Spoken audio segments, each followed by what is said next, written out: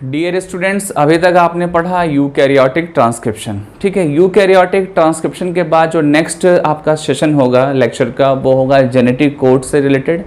और genetic code में सबसे पहले मैं इंट्रोडक्शन बताऊंगा according to NCERT, then after मैं salient features of genetic code को डिस्कस करूंगा। ठीक है, तो सबसे पहले मैं इंट्रोडक्शन ऑफ जेनेटिक कोड को मैं डिस्कस कर लूँ।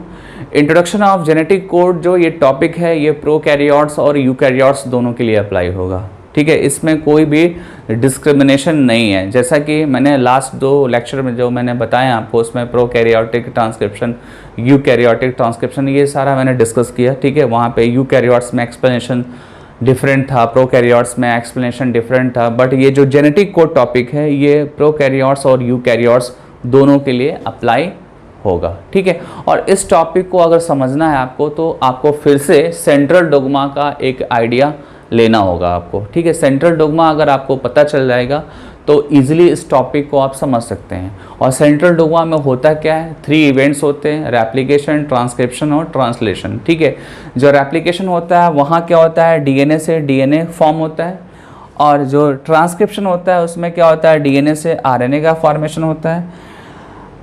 ट्रांसलेशन में क्या होता है, आरएनए से प्रोटीन का फॉर्मेशन होगा। ठीक है, तो ये आपको पता होना चाहिए कि कौन क्या बना रहा है। रेप्लिकेशन से डीएनए बन रहा है, ट्रांसक्रिप्शन से डीएनए से आरएनए बन रहा है, और दोनों क्या है, न्यूक्लिक एसिड है। दोनों क्या है, न्यूक्लिक एसिड है। तो मैंने यहाँ पे मेंशन कर रखा है कि जब आप रेप्लिकेशन और ट्रांसक्रिप्शन पढ़ते हैं तो वहाँ होता क्या है कि न्यूक्लिक एसिड से न्यूक्लिक एसिड का फॉर्मेशन होता है। रेप्लिकेशन की अगर बात करें तो डीएनए से डीएनए फॉर्म होगा, और ट्रांसक्रिप्शन की बात करें तो डीएनए से आरएनए का फॉर्मेशन होता है। और ये जो भी फॉर्म हो रहा है, इसका जो बेसिस है वो समझने की ज़रूरत है आपको है। ठीक है, बेसिस इसका क्या है, कॉम्प्लीमेंटेरिटी। ठीक है, कॉम्प्लीमेंटेरिटी का मतलब ये है कि एडेनिन अगर होगा बेस तो उसके सामने क्या आएगा, थाइमिन आएगा और यूरेसिल आएगा। अगर डीएनए से डीएनए फॉर्म हो रहा है तो एडेनिन के सामने क्या आएगा, थाइमिन आएगा। आरएनए फॉर्म होगा तो एडेनिन के सामने क्या आएगा, यूरेसिल हो आएगा। मैंने यहाँ पे मेंशन कर रखा है, आप देख सकते हैं।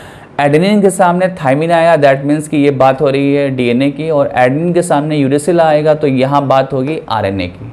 ठीक है, सिमिलरली आप जब गुआनिन डिस्कस करेंगे तो गुआनिन के सामने साइटोसिन आएगा, साइटोसिन के सामने गुआनिन आएगा, और ये दोनों point guanine to cytosine and cytosine to guanine, ये दोनों में अप्लाई होगा। डीएनए में भी होगा अप्लाई और आरएनए में भी अप्लाई होगा। ठीक है, अप्लाई होगा। और यहाँ पे जो मेन जो पॉइंट है वो क्या है, कॉम्प्लीमेंटेरिटी। कॉम्प्लीमेंटेरिटी टर्म आपको लर्न करना है।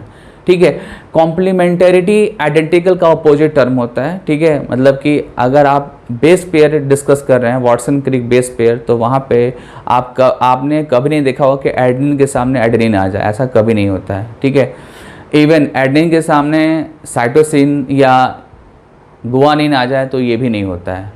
एडेनिन के सामने हमेशा आएगा तो थाइमिन आएगा या यूरेसिल आएगा, और ये जो कॉन्सेप्ट है ये कॉम्प्लीमेंटेरिटी की वजह से है। ठीक है, कॉम्प्लीमेंटेरिटी अगर आप समझते हैं तो इसको आप समझ सकते हैं इजीली। ठीक है, तो ये चीज़ ध्यान देना होगा।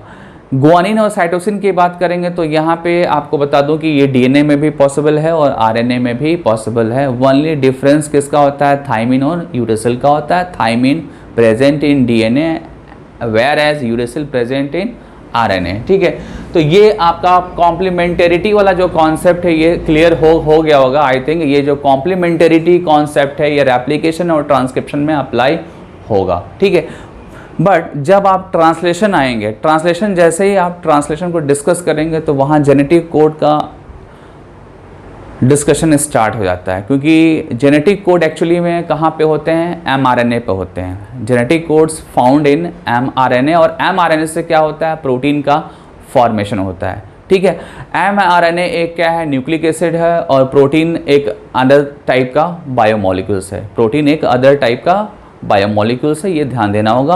और ट्रांसलेशन में आपको ये चीज़ डिफरेंट दिख रहा होगा कि यहाँ पे न्यूक्लिक एसिड से प्रोटीन बन रहा है या पॉलीमर ऑफ एमिनो एसिड्स बन रहे हैं। ठीक है, और जब आप रेप्लिकेशन और ट्रांसक्रिप्शन में डिस्कस कर रहे थे वहाँ पे आप देख रहे थे कि न्यूक्लिक एसिड से न्यूक्लिक एसिड फॉर्म हो रहा है। यहाँ पे क्या हो रहा है, न्यूक्लिक एसिड से पॉलीमर्स फॉर्म हो रहे हैं अमीनो एसिड्स के, या प्रोटीन्स का फॉर्मेशन हो रहा है। तो यहाँ पे कॉन्सेप्ट थोड़ा अलग है, और यहाँ पे कॉम्प्लीमेंटेरिटी बेसिस पे कुछ भी नहीं होगा। यहाँ जो प्रोडक्ट बन रहा है प्रोटीन ट्रांसलेशन के टाइम पे वो कॉम्प्लीमेंटरिटी के बेसिस पे नहीं बन रहा है, वो बल्कि किसके बेसिस पे फॉर्म हो रहा है, जेनेटिक कोड्स के बेसिस पे फॉर्म हो रहा है।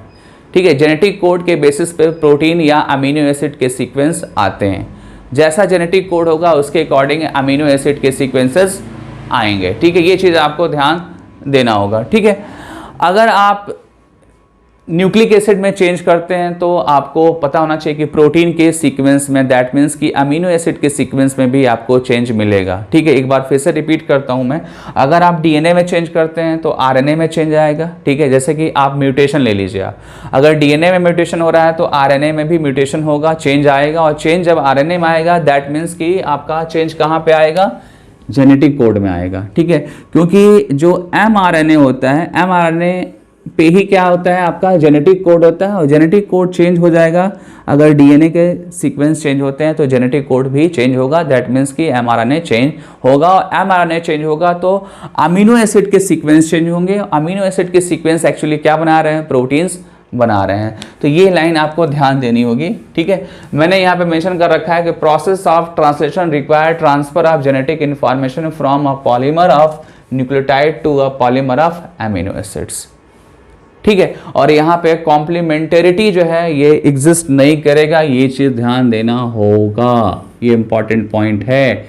और ऊपर वाले में क्या था, यहाँ पे कॉम्प्लीमेंटरिटी कॉन्सेप्ट यूज हो रहा था। ठीक है, अगर आप चेंज करेंगे आरएनए के सीक्वेंस पे या डीएनए के सीक्वेंस में तो आपको प्रोटीन में भी सीक्वेंस चेंज मिलेगा। ठीक है, अब हम डिस्कशन करने जा रहे हैं कि जब आप जेनेटिक कोड को फाइंड आउट करते हैं, उस पर स्टडी करते हैं, ठीक है, तो आपको बहुत सारा प्रॉब्लम होता है। ठीक है, ऐसा प्रॉब्लम जो है वॉटसन क्रिक डीएनए मॉडल में नहीं था और ना ही biochemical nature of genetic material topic में था। ठीक है, जब बायोकेमिकल नेचर जेनेटिक मटेरियल्स का फाइंड किया गया या वॉटसन क्रिक मॉडल आया तो इसमें वो प्रॉब्लम नहीं हुई जो प्रॉब्लम जेनेटिक कोड में हुई। जेनेटिक कोड एक बिग इशू था, और ऐसा इशू था जिसमें डिफरेंट स्ट्रीम के, डिफरेंट डिसिप्लिन के साइंटिस्ट इन्वॉल्व हुए।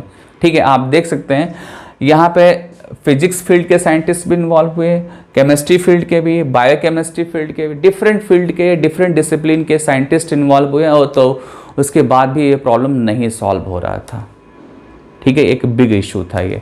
लेकिन कुछ टाइम के बाद जो है एक फिजिसिस्ट थे, ठीक है, जॉर्ज गैमो ने क्या किया, जेनेटिक कोड पे वर्क किया। ठीक है, और फाइनली ये बताया कि जो जेनेटिक कोड होता है वो जेनेटिक कोड आपका जो है ट्रिपलेट फॉर्म में होता है। जेनेटिक कोड ट्रिपलेट फॉर्म में होता है। एक बार रिपीट कर दूं कि हम लोगों ने जब molecular basis of inheritance chapter start किया था तो मैंने आपको बताया था कि डीएनए या जेनेटिक मटेरियल को लेकर बहुत सारे प्रॉब्लम थे और वो प्रॉब्लम सॉल्व हो गए टाइम के साथ। ठीक है, जैसे जैसे टाइम निकला वैसे वैसे Watson Crick model of BDNA आया, then biochemical nature of genetic material हम लोगों ने फाइंड किया। ये सारी चीज़ें टाइम्स टू टाइम सॉल्व हो गई। लेकिन जब हम जेनेटिक कोड की स्टडी करना स्टार्ट किए तो जेनेटिक कोड की स्टडी में प्रॉब्लम हो रही थी, और प्रॉब्लम इसलिए हो रही थी क्योंकि हमको कुछ भी आइडिया नहीं था, और ये प्रॉब्लम इतना बड़ा हो गया था कि इसमें डिफरेंट स्ट्रीम के, डिफरेंट डिसिप्लिन के साइंटिस्ट इन्वॉल्व हो गए। ठीक है, और बाद में जो सक्सेस मिला वो किसको मिला, फिजिसिस्ट को मिला। जो फिजिक्स के लोग थे, फिजिक्स के साइंटिस्ट थे, उनको सक्सेस मिला। और वो जो मेन जो साइंटिस्ट थे वो कौन से थे, जॉर्ज गैमो थे। ठीक है, जॉर्ज गैमो ने ये पता किया कि जो आपका जेनेटिक कोड होता है वो ट्रिपलेट फॉर्म में होता है। जेनेटिक कोड के जो नेक्स्ट पॉइंट है वो ये है कि जॉर्ज गैमो को सक्सेस तो मिला, बट सक्सेस कैसे मिला वो प्रोसीजर आपको समझना है। ठीक है, ये एक बड़ा टास्क था, एक डॉन्टिंग टास्क था जिसमें सक्सेस मिलना टफ था, बट जॉर्ज गैमो को सक्सेस मिला। और इस सक्सेस को पाने के लिए उन्होंने क्या किया कि जेनेटिक कोड को डिकोड किया, उसको एक्सप्लेन किया, और फिर हमको समझ में आया कि कैसे प्रोटीन की सिंथेसिस होती है एक्चुअली में। ठीक है, तो जब जॉर्ज गैमो ने वर्क किया तो उनको एक इन्फॉर्मेशन चाहिए था। वो इन्फॉर्मेशन क्या चाहिए था उनको ये पता होना चाहिए था कि स्टैंडर्ड जो अमीनो एसिड है वो कितने होते हैं, 20 अमीनो एसिड्स होते हैं। ठीक है, और ये जो अमीनो एसिड होते हैं ये ट्रांसलेशन में इन्वॉल्व होते हैं। आपको पता है कि जब ट्रांसलेशन होता है तो एमआरएनए पे जो कोडॉन्स होते हैं वो कोडॉन्स जो हैं ट्रांसलेट करते हैं और बनाते हैं क्या है, पॉलीमर ऑफ अमीनो एसिड। और जो भी पॉलीमर ऑफ अमीनो एसिड है वो कितने हैं, 20 अमीनो एसिड है, और यही 20 डिफरेंट टाइप के अमीनो एसिड्स प्रोटीन को बनाते हैं। ठीक है, तो ये उनको पहले से पता था कि 20 अमीनो एसिड्स हैं और इन्हीं को हमको कोड करना है, और कोड करने वाली जो चीज़ है वो क्या है, जेनेटिक कोड है।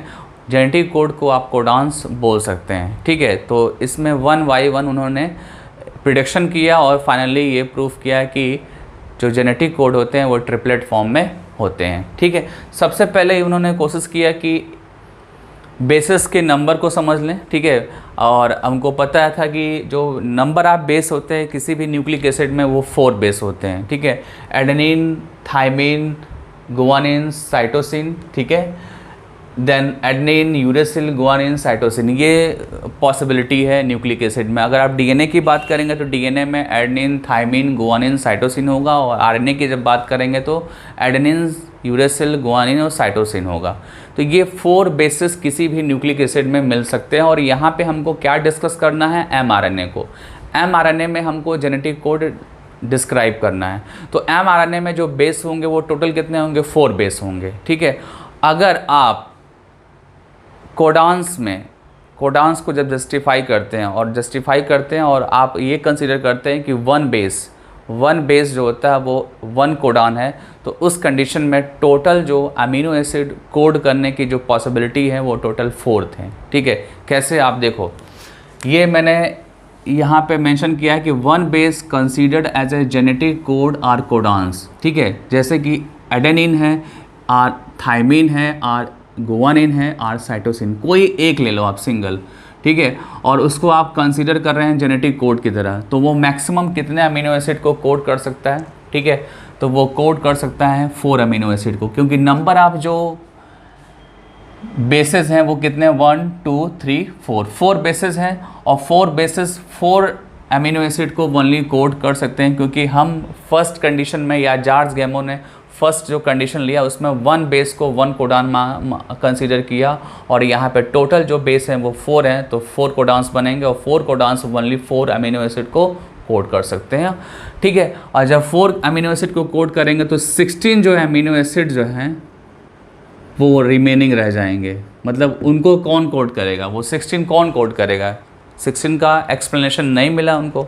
ठीक है, तो ये फेल हो गया, फर्स्ट स्टेप फेल हो गया। सेकंड स्टेप में क्या किया कि 2 बेसिस को 1 कोडान मांगा। ठीक है, और जब 2 बेसिस को 1 कोडान कंसीडर किया तो नंबर ऑफ जो कोडान्स बनेंगे वो 16 कोडान्स बनेंगे। नंबर ऑफ जो कोडान्स बनेंगे वो 16 कोडान्स बनेंगे। आप देखो यहाँ पे 4 क्या है, total number of basis, and हमने अभी कंसीडर किया कि 1 कोडान्स कोड बाई 2 बेसिस, तो यहाँ पे पावर में कन्वर्ट कर दिया। 4 पे पावर जब 2 करेंगे तो 16 आएगा आंसर। 16 नंबर ऑफ कोडान्स हो गए। 16 number of codons only code 16 amino acid. ठीक है, और रेस्ट कितने बच जा रहे हैं, 4 अमीनो एसिड, क्योंकि आपको मैंने बताया कि टोटल जो स्टैंडर्ड अमीनो एसिड है वो 20 अमीनो एसिड है। तो 20 में 16 तो कोड हो गया 16 कोडान से, बट 4 आर रिमेनिंग। 4 अभी भी क्या है, रिमेनिंग है। इसका मतलब है कि 2 बेस कोडान नहीं हो सकते हैं। 2 बेस का बना हुआ जो कोड है वो कोडान नहीं हो सकता है। ठीक है, 2 बेस का जो बना हुआ जेनेटिक कोड है वो कोडान नहीं हो सकता है। दैट मीन्स कि ये भी क्या हो गया, आपका फेल हो गया। फर्स्ट वाला भी फेल हो गया, सेकंड भी फेल हो गया। थर्ड में आते हैं। थर्ड में हमने क्या किया कि 3 बेस को कंसीडर किया जेनेटिक कोड की तरह, और जब 3 बेस को कंसीडर किया जेनेटिक कोड की तरह तो हम फार्मूले को अगर फॉलो करेंगे तो 4 पे पावर 3 करेंगे तो तुरंत कितने बनेंगे, 64 कोडान्स बनेंगे। आपको मैं बना के दिखाऊंगा जेनेटिक कोड, तो वहाँ पे आपको 64 कोडान्स देखने को मिलेगा आपको नेक्स्ट लेक्चर में। ठीक है, तो ये जब फार्मूला अप्लाई करेंगे, और ये फार्मूला बन कैसे रहा है, जब आप 3 बेसिस के 1 कोडान आप कंसीडर कर रहे हैं, 3 बेस के 1 कोडान्स, और टोटल नंबर ऑफ बेसिस कितने हैं, 4, तो पावर करेंगे, जब 4 पे पावर 3 करेंगे तो टोटल नंबर ऑफ कोडान्स कितने बनेंगे, 64। Codons are genetic code, same thing. ठीक है ना, ये इसमें कोई डाउट नहीं होना चाहिए। और जब 64 कोडान्स हो जाएंगे तो ईजिली क्या होगा, 20 अमीनो एसिड कोड जाएंगे। 64 कोडान्स हो जाएंगे तो ईजिली क्या होगा, 20 अमीनो एसिड कोड हो जाएंगे, और कोई भी रिमेनिंग नहीं बचेगा। और देन ये जैसे ही आपको पता चला कि कोडॉन्स जो है 100% अमीनो एसिड को कोड कर ले रहे हैं, तो फाइनली जॉर्ज गैमो ने ये कह दिया है कि कोडॉन्स जो होते हैं वो ट्रिपलेट फॉर्म में होते हैं, ट्रिपलेट फॉर्म में होते हैं। उसका एग्जांपल आप देख सकते हैं AUG, ये क्या है, एक कोडॉन है, ट्रिपलेट फॉर्म में ये कोडॉन है, ठीक है। यहीं से हमको पता चल गया कि mRNA पे जो कोडॉन्स है वो ट्रिपलेट फॉर्म में है और वो अमीनो एसिड को कोड करते हैं। देन आप ट्रांसलेशन टॉपिक को ईजिली पढ़ सकते हैं। जैसे ही आप जेनेटिक कोड समझ लेंगे देन आप ट्रांसलेशन टॉपिक ईजिली समझ सकते हैं। तो ये स्टेप्स फॉलो किया गया जॉर्ज गैमो के थ्रू, जिसमें फर्स्ट और सेकंड रिजेक्ट किया और थर्ड से सक्सेस मिला, और ये एक बड़ा सक्सेस था मॉलिक्यूलर बायोलॉजी। NCERT की पॉइंट पे NCERT में 2 इन्फॉर्मेशन है, आपको लर्न करना है इन्फॉर्मेशन। फर्स्ट जो इन्फॉर्मेशन है वो है हरविंद खुराना से रिलेटेड। हरगोविंद खुराना जो है इंडियन साइंटिस्ट थे जिन्होंने केमिकल मेथड से जो है RNA बनाया, और ये जो RNA हैं इसमें आपको पता है कि RNA पे क्या होते हैं, जेनेटिक कोड और कोडॉन्स होते हैं, और कोडॉन्स जो हैं में डिफरेंट बेसेस इन्वॉल्व होते हैं, और ये बेसेस सिमिलर भी हो सकते हैं और डिफरेंट भी हो सकते हैं, ठीक है। जैसे आप देख सकते हैं अगर A है तो ये सिमिलर है, और AUG है तो ये क्या है, सिमिलर नहीं है, ठीक है। तो कोडॉन्स की 2 वैरायटी इन्होंने एक्सप्लेन किया, एक होमोपॉलीमर वाली जैसा कि ये है, और एक आपका कोपॉलीमर जिसमें आप डिफरेंस दिख रहे हैं बेसेस के बीच में, ठीक है। तो फिर से एक बार रिपीट कर दे रहा हूँ कि केमिकल मेथड के थ्रू जो है हरगोविंद खुराना ने RNA बनाया, और उस RNA पे क्या है, बेसेस हैं, और बेसेस ट्रिपलेट फॉर्म में जब होते हैं तो कोडॉन्स बनाते हैं, और कोडॉन्स में जो बेसेस हैं वो सिमिलर भी हो सकते हैं और डिफरेंट भी हो सकते हैं। सिमिलर होंगे तो वो होमोपॉलीमर होंगे, और डिफरेंट होंगे तो वो कोपॉलीमर्स होंगे, ठीक है। तो ये आपको सिंपली लर्न करना है।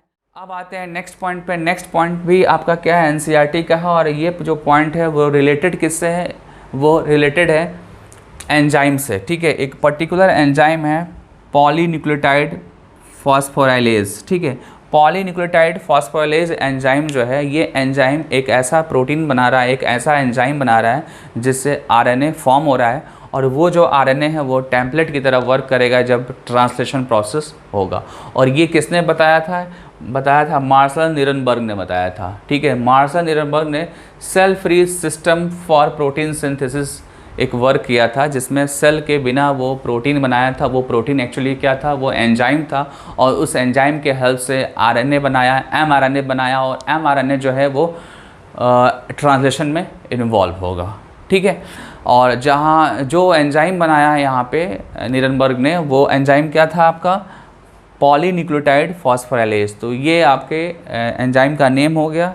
फाइनली आज आपका लेक्चर ख़त्म हो गया। नेक्स्ट लेक्चर में जेनेटिक कोड के साइलेंट फीचर्स को मैं बताऊंगा, ठीक है। देन ट्रांसलेशन डिस्कस करूंगा, और then post translation modification discuss करूंगा। तो इस तरह से हमारे आगे के लेक्चर्स होंगे, तब तक आपको वेट करना होगा, ठीक है। और एक्सरसाइज करते रहिए। बोर्ड का एग्ज़ाम 12th वालों का है, 12th के स्टूडेंट्स को descriptive as well as MCQ solve करना है।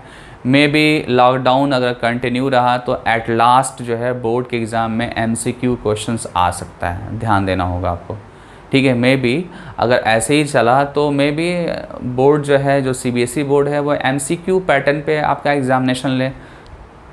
तो आपको क्या करना चाहिए, अभी आपको करना चाहिए MCQ क्वेश्चन का प्रैक्टिस, ठीक है। डिस्क्रिप्टिव का भी करिए, MCQ का करिए। जो नीट स्टूडेंट्स हैं वो ओनली MCQ करेंगे, ठीक है।